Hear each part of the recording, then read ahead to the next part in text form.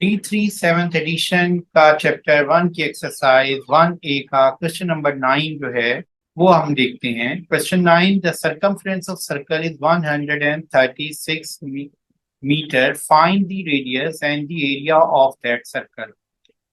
यहाँ नोट करें कि सरकमफेरेंस हमारे पास सर्कल का दिया हुआ है, वो है सरकमफेरेंस ऑफ सर्कल 136 मीटर। अब आप इस सरकमफेरेंस ऑफ सर्कल का फार्मूला क्यों पाए आर, यहाँ हम लिख लेते हैं 2 पाई आर इक्वल टू 136 का रेडियस हम फाइंड कर सकते हैं, आर फाइंड कर सकते हैं। तो ये 2 पाई दूसरी तरफ जाएगा और डिवाइड हो जाएगा, तो 136 डिवाइडेड बाय 2 पाई आ जाएगी वैल्यू। अब हम इसको डिवाइड करते हैं तो हमारे पास जो आंसर बनेगा 136 डिवाइडेड बाय 2 डिवाइडेड बाय 3.142, तो ये वैल्यू आ जाएगी 21.64। तो यहाँ हम लिख लेते हैं 21.64। अब ये रेडियस आ गया है। अब क्वेश्चन 9 का सेकंड पार्ट है the area of the circle. तो एरिया ऑफ सर्कल किसके इक्वल होता है, पाई आर स्क्वायर के। और यहाँ पर हमारे पास ये रेडियस दिया हुआ है और पाई की जगह हम लिखेंगे 3.142 और रेडियस की वैल्यू हम लिखेंगे 21.64 multiply 21.64। We get the answer 1471.3. Now the 3SF value will be equal to 1470 because the neighboring digits of 7 is less than 5. We write 7 as it is, and as a placeholder we put 0, and 1470 meter square is the area of circle. D3 chapter 1 की exercise 1 का question number 10, the area of square garden is 331.24 metre square. इसमें हम क्या करेंगे, सबसे पहले लिख लेंगे एरिया ऑफ स्क्वायर गार्डन। तो यहाँ पर एरिया दिया हुआ है, एरिया ऑफ स्क्वायर, इसकी वैल्यू हमारे पास कितनी आ रही है 331.24 मीटर स्क्वायर। अब आपको पता है कि एरिया ऑफ स्क्वायर किसके इक्वल होता है, लेंथ मल्टीप्लाई बाय लेंथ, और यहाँ पर हम 331.24 एज इट इज लिख लेंगे। और नेक्स्ट स्टेप में हम लेंथ फाइंड करना चाहते हैं तो हम क्या करेंगे, दोनों साइड्स पे स्क्वायर रूट ले लेंगे 331.24 और मीटर स्क्वायर, हम राइट पे भी स्क्वायर रूट ले लेंगे और लेफ्ट पे भी हम स्क्वायर रूट ले लेंगे। यहाँ पर हम स्क्वायर रूट ले लेते हैं और इधर भी स्क्वायर रूट ले लेते हैं। तो उससे क्या होगा कि हमारे पास ये लेंथ आ जाएगी और लेंथ एल स्क्वायर जो होता है उसका स्क्वायर रूट एल होता है, और यहाँ पर मीटर स्क्वायर का स्क्वायर रूट मीटर होगा, और यहाँ पर हम लिखेंगे 331.24 स्क्वायर रूट। अब हम इसका स्क्वायर रूट ले लेते हैं और ये स्क्वायर रूट डिवीजन मेथड से लेंगे, जैसे कि हमने क्वेश्चन 8 में लिया था। इसमें हमेशा याद रखें कि डेसिमल पार्ट के पेयर हम अलहदा बनाएंगे और होल नंबर पार्ट के पेयर हम अलहदा बनाएंगे। ये फर्स्ट पेयर हो जाएगा, राइट एक्सट्रीम राइट से हमने शुरू करना है। तो ये राइट साइड पे फर्स्ट पेयर हो गया डेसिमल का, और राइट से ही अब हम नेक्स्ट पेयर बनाएंगे, ये फर्स्ट राइट से लेफ्ट की तरफ ये 31 हो गया। और ये देखिए 3 पे कोई पेयर नहीं बन रहा, यहाँ 0 लगा ले, कोई फर्क नहीं पड़ेगा नंबर पे, और ये पेयर जो है हमारे पास बन जाएगा 0, 3। अब हमने क्या करना है, यहाँ पर वो डिजिट्स या वो नंबर लिखना है जिसको जब उसी नंबर से मल्टीप्लाई करें तो 3 या उससे कम आए। तो यहाँ पर अगर हम 1 लिखते हैं तो 1 क्या होता है 1। अगर मैं 2 लिखूंगा तो ग्रेटर वैल्यू हो जाएगी, इसलिए यहाँ पर हम 1 ले लेते हैं, 0, 1 लिख लेते हैं इसको। और अब आप इसका डिफरेंस लेंगे, और डिफरेंस लेने के बाद आपके पास 3 में से 1 जब आप माइनस करेंगे तो ये आ जाएगा 0, 2, और एक पेयर हम ऊपर से लिख लेंगे, ये वैल्यू आ जाएगी 31। अब हमने क्या करना है कि ये जो वैल्यू है 1 यहाँ पर हम लिख लेंगे और उसको ऐड कर लेंगे। तो ये ऐड करेंगे तो क्या आ जाएगा 2 आ जाएगा। अब हम यहाँ पर एक डिजिट ऐड करेंगे और जो नंबर ये बनेगा उस डिजिट्स को ऐड करने से उसी डिजिट से आपने इस पूरी वैल्यू को मल्टीप्लाई करना है और आंसर आपका 231 या उससे कम आए। तो यहाँ पर आप देखिए 9 से अब हम इसको चेक करते हैं कि 9 से क्या वैल्यू बनेगी, फिर हम इसको 8 से देखेंगे। तो 9 से हम देखते हैं तो ये वैल्यू हमारे पास आ जाती है 81 और 8 इधर कैरी हो गया, 9 टू जार 18 और 8 26। देखिए ये वैल्यू ग्रेटर हो गई है, तो इसका मतलब हम इसको किससे करेंगे, 8 से करेंगे। और इससे कम कर दिया हमने, अब 8 से हम इसको चेक करते हैं कि 8 से क्या आंसर आता है। 8 8 जार 64, 6 कैरी, 2 टाइम्स 16 और 6 224। तो यहाँ पर हम 8 लिख देते हैं और इधर भी हम 8 लिख लेंगे और दोनों साइड्स, ये 8 से हमने 28 को मल्टीप्लाई कर लिया है, तो 224 जो है हमारे पास वैल्यू आ गई है। अब हमने इसका डिफरेंस ले लेंगे और इसका डिफरेंस लेंगे तो क्या आंसर आता है वो हम चेक करते हैं। 231 में से 24 माइनस करें, 7 आ जाएगा और यहाँ से एक पेयर हम नीचे लिख लेंगे। ये पेयर जब हम नीचे लिखते हैं तो ये वैल्यू क्या आ गई है, 24। अब आपने क्या करना है, ये 8 जो है इस 8 को दोबारा यहाँ लिखेंगे और ऐड करेंगे तो 36 आ गया है। उसी तरह हम यहाँ पर एक डिजिट ऐड करेंगे और उस डिजिट से इस पूरे नंबर को मल्टीप्लाई करेंगे। यहाँ भी हम डिजिट लिख लेते हैं और उससे पहले यहाँ डेसिमल भी लगा लेते हैं क्योंकि यहाँ डेसिमल आ रहा है, तो ये तो यहाँ डेसिमल लिख दिया। अब हमने 3 का टेबल पढ़ी कि फर्स्ट नंबर यहाँ से सिलेक्ट कर लें। 3 टाइम 2 6 होता है, 3 टाइम 3 9, तो 2 से हम देखेंगे 362 को 2 से मल्टीप्लाई करेंगे और देखेंगे कि क्या 724 या उससे कम आता है। तो जब हम इससे 2 से मल्टीप्लाई करेंगे 362 को, तो आपके पास ये 724 आ जाएगा और ये अब आपके पास एग्जैक्ट वैल्यू आ गई है। तो इस तरह आप जो आंसर बनेगा इसका क्या आ गया है, 18.2। तो हम यहाँ लिख सकते हैं 18.2 metre is the answer. Exercise 1E, question 11. What should be the maximum height of a curtain for a square wall that has an area of 289.64 metre square metre. यहाँ पर नोट करें कि एरिया दिया हुआ है किसका, स्क्वायर वॉल का। तो हम यहाँ लिख लेते हैं एरिया ऑफ स्क्वायर वॉल 289 और 64 मीटर स्क्वायर। अब आपने फाइंड क्या करना है, what should be the maximum height of the curtain. अब देखिए यहाँ पर अगर हम स्क्वायर वॉल का कर्टेन की शेप बनाएं तो वो भी स्क्वायर होगी। तो इस स्क्वायर वॉल में जो कर्टेन की हाइट आप है वो हमने देखनी है। तो आपको पता है कि जो स्क्वायर साइड्स होती हैं उसकी लेंथ और विड्थ दोनों सेम होती हैं। तो अगर हाइट को h कहेंगे तो लेंथ भी h होगी। तो हम यहाँ लिख सकते हैं h multiply by H, area of square के इक्वल आ जाएगा 289 और 64 एज इट इज लिख लेते हैं। अब हम इसको अगर स्क्वायर रूट ले ले दोनों साइड्स पे तो क्या होगा कि यहाँ भी हम स्क्वायर रूट ले लेते हैं और राइट साइड पे भी हम स्क्वायर रूट ले लेते हैं और यहाँ पर वैल्यू आ जाती है h मल्टीप्लाई h और ये हो जाती है 289 ओवर 64 मीटर स्क्वायर। और जब आप इसका स्क्वायर रूट लेंगे तो h स्क्वायर का स्क्वायर रूट क्या हो जाएगा, h हो जाएगा।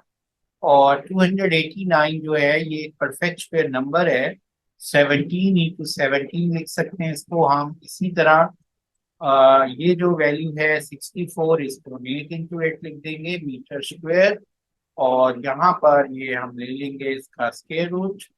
और अब आप जब स्क्वायर रूट इसका फाइंड करेंगे तो 17 स्क्वायर का स्क्वायर रूट क्या होगा, 17।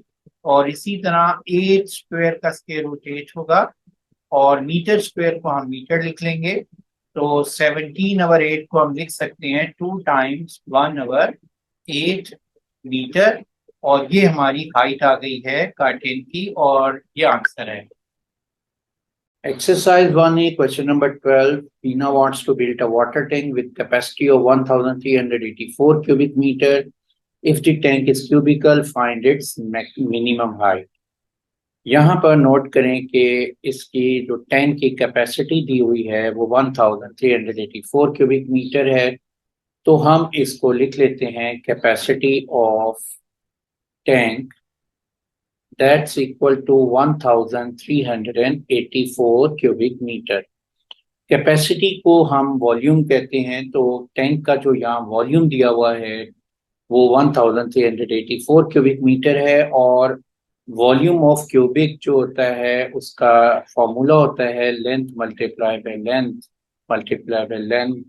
और यहाँ पर ये 1384 क्यूबिक मीटर हम एज इट इज लिख लेते हैं। अगर हम लेंथ फाइंड करना चाहते हैं तो हम क्या करेंगे कि दोनों साइड्स पे क्यूब रूट ले लेते हैं।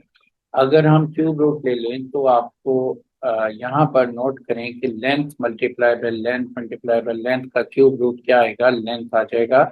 इसी तरह हम राइट साइड पे भी क्यूब अब हम राइट साइड पे भी इसका क्यूब रूट ले लेते हैं और क्यूब रूट का सिंबल यहाँ मैंने मेंशन कर दिया है 1384 का। अब हम क्यूब रूट लेते हैं तो जो इसका क्यूब रूट आएगा वही आंसर होगा लेंथ का। तो अब हम 1384 का क्यूब रूट ले लेते हैं और इसका जो क्यूब रूट है ये हमारे पास वैल्यू आ जाएगी 11.14 मीटर। और ये एक परफेक्ट क्यूब नंबर नहीं था तो जिसकी वजह से ये आंसर आ रहा है, लेकिन बुक में 11 दिया हुआ है। तो अगर हम इसकी कैपेसिटी 1331 लेंगे तो उस केस में जैसे कि हम यहाँ लिख लेते हैं कि अगर हमारे पास सेकंड ऑप्शन हो सकती है कि if volume is 1331 cubic metre, तो हमारे पास जो इसका क्यूब रूट बनेगा दोनों साइड्स पे हम जब लेंगे तो 1331 का क्यूब रूट एग्जैक्ट 11 आएगा। और ये एक परफेक्ट क्यूब नंबर है इसलिए हम यहाँ इसको लिख देंगे 11 और यहाँ लेंथ की वैल्यू 11 आ जाएगी। और आप इसको प्राइम फैक्टराइजेशन से भी कर सकते हैं। 1331 को आप देखें 11 से करें डिवाइड तो 11 वन ज़रा 11 और आपके पास जो कैरी होगा वो 2 होगा। तो 11 टाइम 2 इज 22 और 1 कैरी हो जाएगा नेक्स्ट वैल्यू में और ये हो जाएगा 11 वन ज़रा 11। और फिर इसी तरह 11 वन ज़रा 11 1 कैरी हो गया 11 वन ज़रा 11 और 11 वन ज़रा 11। तो ये हमारे पास क्यूब रूट ऑफ 1331 जब हम लेते हैं तो वो 11 एग्जैक्ट आंसर आ जाता है। तो अगर ये वैल्यू आती है तो फिर 11.14 और 3SF में ये बनेगी 11.1 मीटर। लेकिन अगर आप 1331 लेंगे तो फिर 11 क्यूबिक मीटर आएगा। दोनों ऑप्शंस मैंने कर दिए हैं। अब हम आते हैं नेक्स्ट क्वेश्चन पे। Question number 13, A blanket has an area of 1,05,625 square centimeter. What is the length of the one side of the blanket? यहाँ पर नोट करें कि ये जो ब्लैंकेट है ये स्क्वायर ब्लैंकेट है, तो हम यहाँ लिख सकते हैं area of square blanket equal to 1,05,625।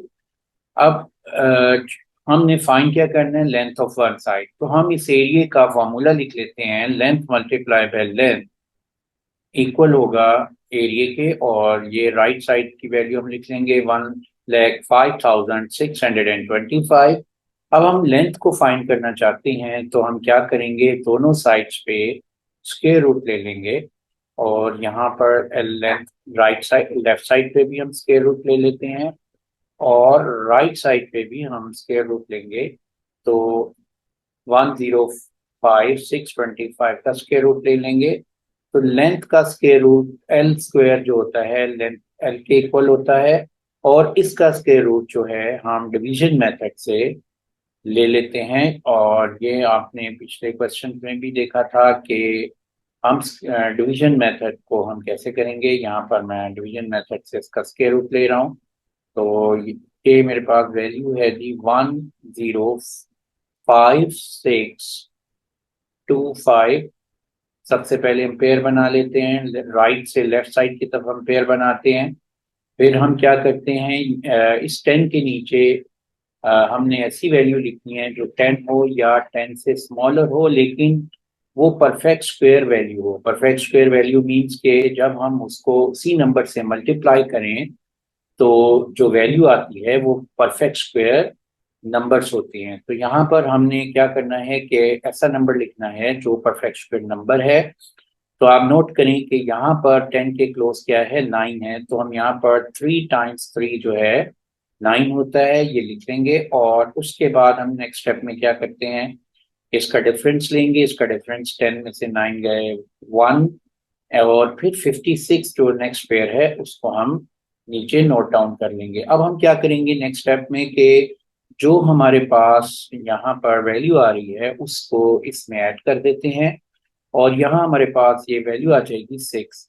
अब हमने क्या करना है कि 6 के साथ ऐसा यहाँ पर एक डिजिट ऐड करना है, जब हम उसी डिजिट के साथ इस पूरे नंबर को मल्टीप्लाई करें तो वो 156 या उससे कम आए। तो हम 2 से इसको चेक करेंगे कि जब हम 2 से मल्टीप्लाई करते हैं तो क्या आंसर आता है। देखिए यहाँ भी हम 2 लिख देंगे और इधर भी हम 2 लिख देंगे। तो इस 62 से हम 2 इसको मल्टीप्लाई करते हैं तो ये हमारे पास वैल्यू आ जाएगी 124। ये हम नोट डाउन कर लेंगे। उसके बाद हम इनका डिफरेंस ले लेंगे और ये जो डिफरेंस आ जाएगा ये आ जाएगा हमारे पास 2 × 5 - 2 = 3, 32। और एक पेयर जो है नीचे हम नोट डाउन कर लेंगे, वो आ जाएगा 25।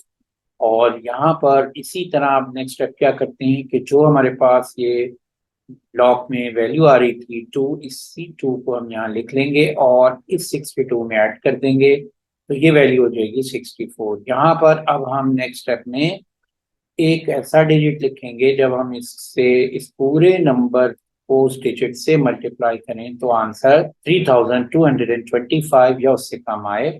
तो अब सबसे पहले इसको करने का वे ये है कि हमने 6 का मल्टीपल लेना है जो 32 या उससे कम आए। 6 5 * 30 होता है और 6 6 * 36 तो 5 आता है। अब हम इसको चेक करते हैं कि 645 से हम 5 को 645 को 5 से मल्टीप्लाई करेंगे तो हम देखते हैं 5 5 टाइम 5 5 * 25, 2 कैरी हो गया, 5 4 * 20 और 2 22, फिर 2 कैरी हो गया, 5 6 * 30 और ये आ गया हमारे पास 3225। और यहाँ पर भी हम 5 लिख लेंगे और इधर भी हम 5 नोट डाउन कर लेंगे। अब इसका डिफरेंस लिखें तो ये देखें 0 आ जाएगा। ये एग्जैक्ट वैल्यू आ गई है 325। और यहाँ पर नोट करें कि इसकी जो यूनिट थी वो थी स्क्वायर सेंटीमीटर। तो हम यहाँ सेंटीमीटर स्क्वायर, इधर भी सेंटीमीटर स्क्वायर लिख लेते हैं। तो जब हम स्क्वायर रूट लेंगे सेंटीमीटर स्क्वायर का तो सेंटीमीटर रहेगा। तो लेंथ आ गई 325 सेंटीमीटर। ये आंसर आ गया है हमारा। Question 14, what would be the length of the border along the top of square wall with area 24.9001 metre square. तो सबसे पहले हम एरिया ऑफ स्क्वायर वॉल लिख लेते हैं। अब हमें बॉर्डर लेंथ निकालने के लिए हमें लेंथ चाहिए, लेंथ ऑफ स्क्वायर चाहिए। तो हम सब लेंथ ऑफ स्क्वायर लेने के लिए हम क्या करेंगे कि यहाँ पर हम नोट देखें कि एरिया ऑफ स्क्वायर क्या होता है, लेंथ मल्टीप्लाई बाय लेंथ होता है। और इसको हम लिख लेते हैं length L multiply by L equal to 24.9001 metre square. अगर हमने लेंथ फाइंड करनी है तो हम क्या करते हैं कि इसका स्क्वायर रूट दोनों साइड से ले लेते हैं। तो जब हम स्क्वायर रूट लेंगे तो हमारे पास L स्क्वायर का जो आंसर आ जाएगा वो L हो जाएगा। और यहाँ पर मीटर स्क्वायर जो है मीटर आ जाएगा। और इसका स्क्वायर रूट हम अब फाइंड कर लेते हैं, और इसका स्क्वायर रूट हम कैलकुलेटर से फाइंड कर सकते हैं। लेकिन अगर ये क्वेश्चन विदाउट कैलकुलेटर करना होगा तो हम क्या करेंगे कि इसको डिवीजन मेथड से इसका स्क्वायर रूट ले लेते हैं। अब हम यहाँ पर डिवीजन मेथड यूज करते हैं और उसके जरिए वैल्यू का स्क्वायर रूट लेते हैं। तो यहाँ पर मैं लिख लेता हूँ, जो वैल्यू हमारे पास गिवन है वो है 24.90 डबल 9001। अब आपने इसका स्क्वायर रूट लेना है डिवीजन मेथड से, तो सबसे पहले हम डेसिमल पार्ट के पेयर बना लेंगे और उसी तरह राइट से लेफ्ट की तरफ हम पेयर बनाएंगे। पहला पेयर 01, नेक्स्ट एक 90, और फिर डेसिमल के बाद जो वैल्यूज हैं उनके पेयर बनाएंगे। वो वन पेयर ही है, वो 24 लिख लेंगे। अब यहाँ पर हमने 24 ऐसे नंबर से इसको डिवाइड करना है जिसका आंसर 24 है। यानी तो अगर हम इसको, मैं इसको 5 से करता हूँ तो 5 टाइम 5 25 होता है, तो 4 जो है वो वैल्यू बनेगी 4 टाइम 4, और ये आंसर आ जाएगा 16। अब हम इसका डिफरेंस ले लेंगे जो आंसर आ रहा है, तो इस 24 में से 16 को जब हम माइनस करते हैं तो ये 8 आ जाएगा, और यहाँ से हम एक पेयर को नीचे लिख लेंगे। अब आपने क्या करना है कि जो नंबर यहाँ पर आ रहा है डिवाइजर में, उसमें ये वैल्यू ऐड कर देनी है, यानी इसको डबल कर लेना है। 4 + 4 हो जाएगा और ये 8 आ जाएगा। अब हमने यहाँ पर एक डिजिट ऐड करना है और उस डिजिट से इस पूरे नंबर को मल्टीप्लाई करना है। तो आंसर 8.90 या उससे कम आए तो हम क्या करते हैं कि यहाँ पर अगर हम 9 लेते हैं तो 9 को 89 से मल्टीप्लाई करें। 9 × 1 = 81 एंड 9 टाइम्स 8 इज 72 + 8 इज 80। तो ये हमारे पास वैल्यू आ गई है। 9 से हमने इसको मल्टीप्लाई किया तो ये वैल्यू आ जाएगी 9, और यहाँ भी हम 9 लिख देंगे, और 89 को जब 9 से मल्टीप्लाई करते हैं तो ये वैल्यू आ जाती है 801। अब हम इसका यहाँ से डिफरेंस ले लेंगे और देखते हैं डिफरेंस क्या आता है। ये आ जाएगी वैल्यू 9, और ये वैल्यू भी आ जाएगी, सॉरी ये 8 रह जाएगी, तो यहाँ से 1 कैरी हो गया था। तो 8 - 0 इज 8, एंड एक पेयर हम ऊपर से अपनी नीचे लिख लेंगे। अब आप क्या करते हैं कि नेक्स्ट स्टेप में इसमें 9 जो है इस पूरी वैल्यू में ऐड कर देंगे। जो हमारे पास ये डिजिट्स आ रहा था 9, जब हम इसमें ऐड करते हैं तो ये वैल्यू क्या हो जाती है, ये वैल्यू हो जाएगी 9 + 9 इज 18, 1 कैरी हो गया है, और 8 + 1 इज 9। स्टेप में हम क्या करते हैं थे कि यहाँ पर एक डिजिट हम ऐड करेंगे और इस डिजिट के साथ इस पूरे नंबर को मल्टीप्लाई करेंगे और चेक करेंगे कि क्या वैल्यू 8901 या उससे कम आती है। तो यहाँ देखें 9 टाइम्स 9 इज 81, तो 9 से हम चेक करते हैं 98 के साथ यहाँ भी हम 9 लिख देते हैं, और नीचे 9 से जब मल्टीप्लाई करेंगे 9 × 9 = 81, 8 आ गया, 9 × 8 = 72 + 8, और ये 80 हो गया, 8 आ जाएगा, 9 × 9 = 81, और 81 और 8 कितना होता है, 89 होता है। तो यहाँ पर देखें हम 9 लिख देते हैं और इधर भी हम 9 लिख लेते हैं, और इसका जो आंसर आएगा 8901 आ जाएगा, और इसका जो डिफरेंस लेंगे वो डिफरेंस 0 आएगा। 4.99 मीटर इसकी लेंथ आ चुकी है, और हमने बॉर्डर लेंथ ही फाइंड करनी थी। Volume of cube is 4913 centimeter cube. What is the length of the one side of cube? तो यहाँ पर हम लिख लेते हैं volume of cube equal to 4913 centimetre cube. Volume of cube किसके इक्वल होता है, length multiply by length multiply by length, और ये वैल्यू इक्वल होगी 4913 सेंटीमीटर क्यूब के।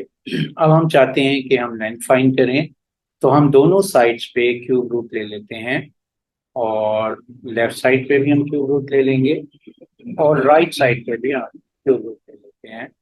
तो इसका क्यूब रूट 4913 का क्यूब रूट लेंगे, तो लेंथ का जब हम cube root, length into length into length का क्यूब रूट क्या आ जाएगा, लेंथ आ जाएगा। तो ये हमारे पास लेंथ आ जाएगी, और इसका अब हम cube root by prime factorisation find कर लेते हैं। तो हम देखते हैं सबसे पहले 2 से फिर 3 से, तो ये डिविजिबल नहीं होगा, ये 17 पे डिविजिबल होगा। तो हम इसको 17 से डिवाइड करेंगे, एंड 17 टाइम्स 2 is 34, तो हम 49 में से 34 माइनस करेंगे, 15 आ जाएगा। 17 टाइम 8 इज 136, और 151 में से 136 को माइनस करेंगे तो हमारे पास ये वैल्यू आ जाएगी 15, और यहाँ 15 कैरी हो जाएगा, तो 153 को 17 टाइम्स 9 153 होता है। नेक्स्ट इज 17 टाइम्स 1 इज 17, और 11 कैरी हो गया, तो 17 टाइम्स 7 इज 119, और 17 टाइम 1 इज 17। तो ये हमारे पास फैक्टर आ गए हैं 4913 के। प्राइम फैक्टराइजेशन हमने कर लिया है, तो ये मेरे पास वैल्यू आ गई है 17 इंटू 17 इंटू 17 क्यूब रूट, और ये वैल्यू आ जाएगी 17, और यहाँ पर सेंटीमीटर क्यूब था, तो ये मेरे पास सेंटीमीटर हो जाएगा क्यूब रूट जब लेंगे। इसी तरह यहाँ भी हम 17 सेंटीमीटर, ये आंसर आ जाएगा। What is the question number 16? What is the smallest number by which 4608 must be multiplied so that product is perfect cube? तो इस क्वेश्चन को सॉल्व करने के लिए हम इस नंबर की प्राइम फैक्टराइजेशन करेंगे, और हम इस नंबर की प्राइम फैक्टराइजेशन कर लेते हैं। तो 4608 को हम सबसे पहले किससे डिवाइड करेंगे? 2 से करेंगे, और उससे हम डिवाइड करते हैं और देखते हैं क्या आंसर आता है।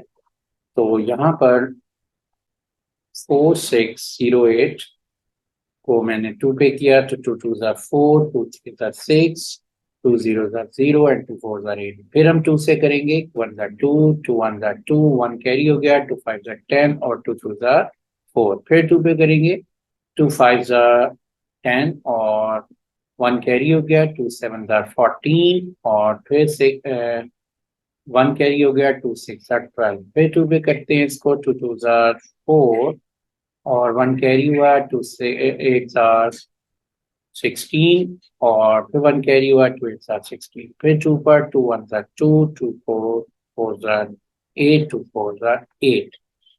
अब हम इसको फिर 2 पर डिवाइड करते हैं, तो ये हो जाएगा 2 7 ज़ा 14, 2 2 ज़ा 4, और अब यहाँ पर 2 टाइम्स 3 6, और 1 कैरी हो गया, 2 6 ज़ा 12। फिर 2 टाइम 1 is 2, 2 8 are 16, फिर 2 टाइम 9 is 18, एंड 2, अब ये 3 पे डिवाइड हो रहा है, 3 3 का 9, 3 1 का 3।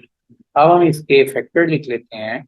तो यहाँ पर 4608 को जो है इसकी वैल्यू आ जाएगी 4608 इक्वल टू 2 इंटू 2 इंटू 2, और फिर नेक्स्ट हम लिखेंगे 2 इंटू 2 इंटू 2, और फिर नेक्स्ट हमारे पास वैल्यू आ जाएगी 2 इंटू 2 इंटू 2, और लास्ट में हमारे पास वैल्यू आ रही है 3 इंटू 3।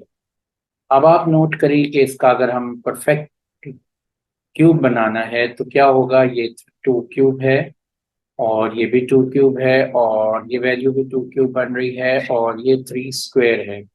तो हम एक ऐसी वैल्यू हमने मल्टीप्लाई करनी है कि ये परफेक्ट क्यूब बन जाए। तो हम इसको किससे मल्टीप्लाई करेंगे? यहाँ पर n से करेंगे, और n जो होगा वो इक्वल होगा 3 पावर 1 के। तो जब हम इससे मल्टीप्लाई करते हैं तो ये परफेक्ट क्यूब वैल्यू आ जाती है, और ये इसका आंसर है। Question number 17, if one side of cube is 12 metre find its volume. यहाँ पर लेंथ दी हुई है क्यूब की, तो हम लिख लेते हैं length of cube equal to 12 metre. आपने क्या फाइंड करना है? वॉल्यूम फाइंड करना है। तो वॉल्यूम ऑफ क्यूब किसके इक्वल होता है? वॉल्यूम ऑफ क्यूब इक्वल होता है length multiply by length multiply by length multiply by length. तो यहाँ हम लिख लेते हैं 12 metre multiply by 12 metre multiply by 12 metre. तो ये मेरे पास क्या वैल्यू आ जाएगी? 1728, और ये क्यूबिक मीटर आ जाएगा, और ये आंसर है। Question number 18, the number 21x09 is equal to 22,000. Correct to two significant figure. Find the value of x if 21x09 is a perfect square value. यहाँ पर नंबर दिया हुआ है 21x09, इसको हम 2SF वैल्यू तक हमने एस्टिमेट करना है। तो यहाँ पर इसकी जो डिजिट्स होगा 2SF पे वो 1 आएगा, इसको अंडरलाइन करेंगे और नेबरिंग डिजिट्स को हम सर्कल कर लेंगे। तो यहाँ पर देखें कि जब हम नेबरिंग डिजिट को सर्कल करते हैं तो अगर नेबरिंग डिजिट 5 या 5 से ग्रेटर होता है तो ये इसमें 1 इंक्रीज हो जाता है। तो यहाँ पर हमारे पास जो रिजल्ट लिखा हुआ है वो लिखा हुआ है 22,000।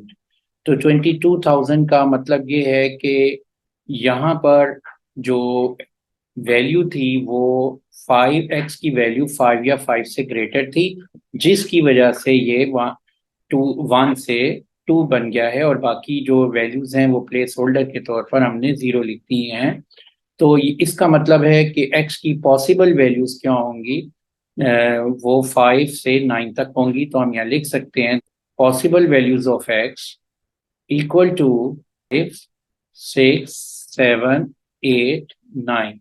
अब हम क्या करेंगे कि हमने x की वो वैल्यू लेनी है जिससे ये नंबर परफेक्ट स्क्वायर बन जाए। तो हम यहाँ पर लिख लेंगे 21, x की जगह 5 लेंगे 509, फिर हम लेंगे 21609 और इसी तरीके से हम बाकी वैल्यूज लिख लेंगे। तो जिस वैल्यू पर ये नंबर परफेक्ट स्क्वायर वैल्यू आएगा तो वो हमारा आंसर होगा। तो हम यहाँ देखते हैं कि 21609 जो है ये वैल्यू एक परफेक्ट स्क्वायर वैल्यू है और इसको जब हम इसका स्क्वायर रूट लेते हैं तो ये हमारे पास आंसर आ जाता है एक परफेक्ट स्क्वायर वैल्यू, और ये आंसर आएगा is equal to 147 multiply by 147।